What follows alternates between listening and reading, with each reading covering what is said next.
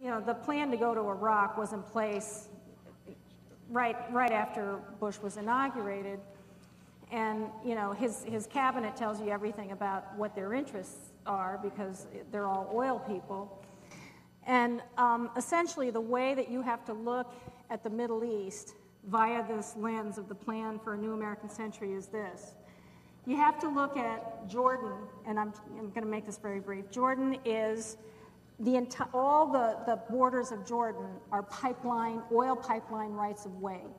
Gulf states, Iraq, Saudi Arabia, etc., those are oil reservoirs. And Israel, Syria, and Lebanon, those are pipeline terminals. So if you look at it that way, you can see, and you know, all indications right now is that we're headed for Iran.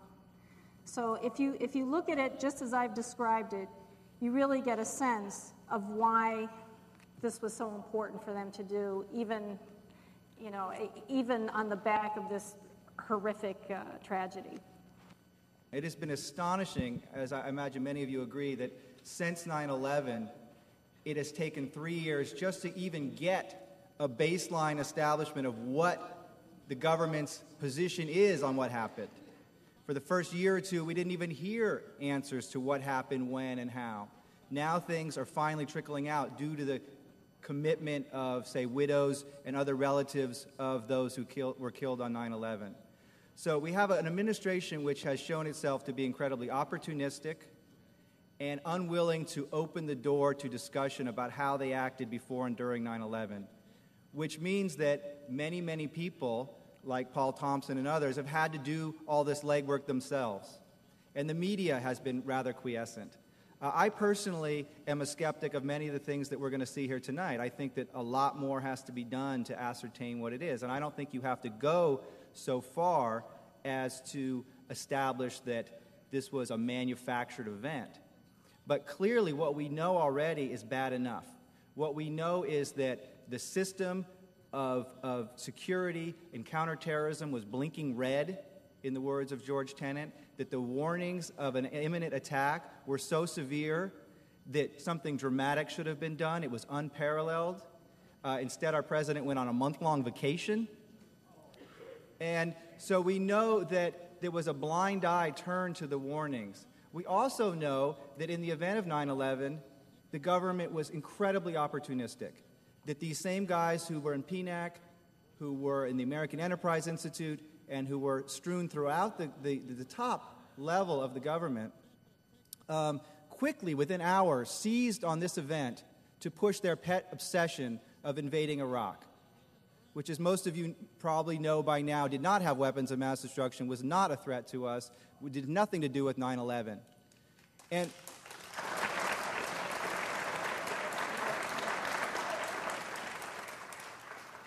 I'll just end by saying that 42% of Americans in a poll taken this week still believe that Iraq had something to do with 9/11. So that means that we have our work cut out for us to talk to that 42% and say, where is your head? What are you thinking? Can you read this? Can you look at this?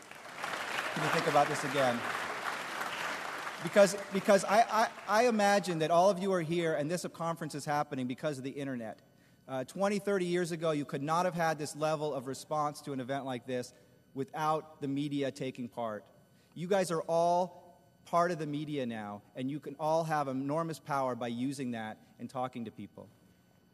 The other night, we had a similar meeting, and there was a discussion about the dire situation with oil. We're running out of supplies.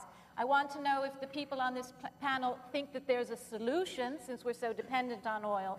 One of the most patriotic things we can do is to lessen our dependence on Mideast oil and stop funding these people. It's a very direct line these dollars take to go to people who want to do us harm around the world. And a hybrid vehicle, it cost me $95 from L.A. to Pittsburgh. You can't buy a Greyhound ticket for $95 L.A. to Pittsburgh. It gets 60 miles per gallon. I have an electric car. I drive around L.A. that's charged by the sun. I've owned a windmill since 1985, putting out many homes worth of clean power. So these technologies exist. It's just another way of doing things. And guess what? There's jobs making hybrid cars and solar panels and electric cars and all those things too. And good jobs. And jobs of dignity. Now, Paul, can you wrap it up? Bring us home, please, and tell a little bit. Did the 9/11 Commission answer everything for you? At least a dozen countries tried to warn the United States. Israel, Egypt, Germany, France, Argentina, Morocco. The list is quite long. And there isn't a single mention of any of those warnings from foreign governments in the 9/11 Commission report, even though these were reported by the New York Times, Washington Post. So you can see that even in some of the most basic facts are not in the 9/11 Commission's report. So we cannot trust the report, in my opinion, really whatsoever. There have been a great number of omissions. In fact, more than we have time for. We're about to look up a few of the big ones. You may recognize the 9/11 Commission report. I'm going to read you perhaps its most astounding confession on page 172. The U.S. government has not been able to determine the origin of the money used for the 9/11 attacks.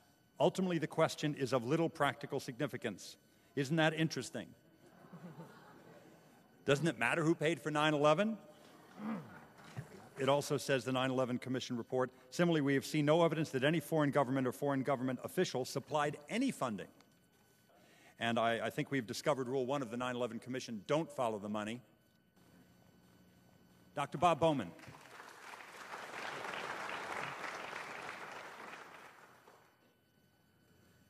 What was going through the president's mind gets to the very important question that Jenna asked earlier about culpability and what do we believe, and was this just something that dropped into their laps or whatever.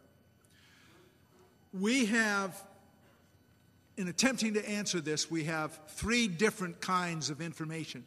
I'm not going to go into them. You've been exposed to a lot of them tonight and will be to more of them. A lot of these pieces of information taken together prove that the official story, the official conspiracy theory of 9/11 is a bunch of hogwash. It's impossible.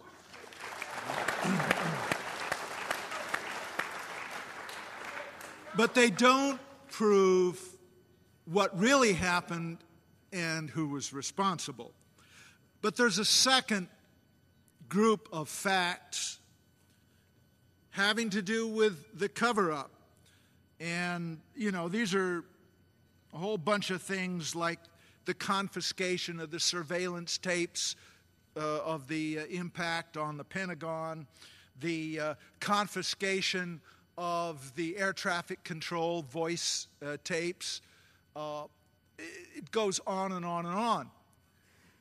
Taken together, these things prove that high levels of our government don't want us to know what happened and who is responsible.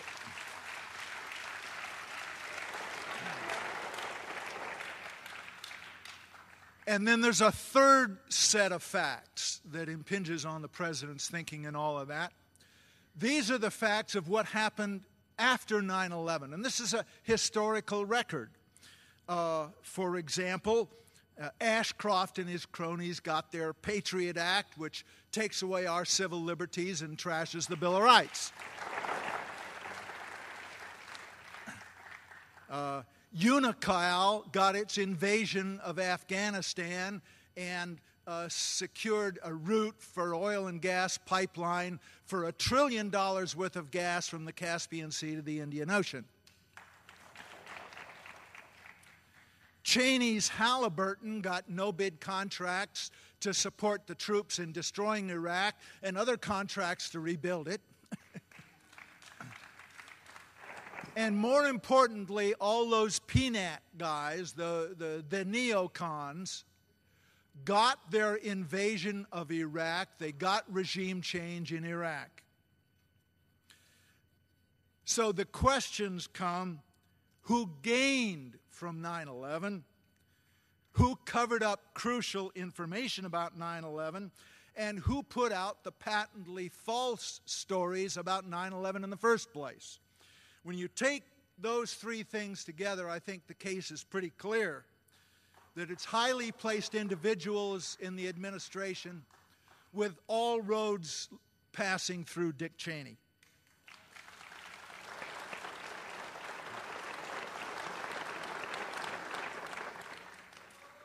I think the very kindest thing that we can say about George W. Bush and all the people in the U.S. government that have been involved in this massive cover-up, the very kindest thing we can say is that they were aware of the impending attacks and let them happen.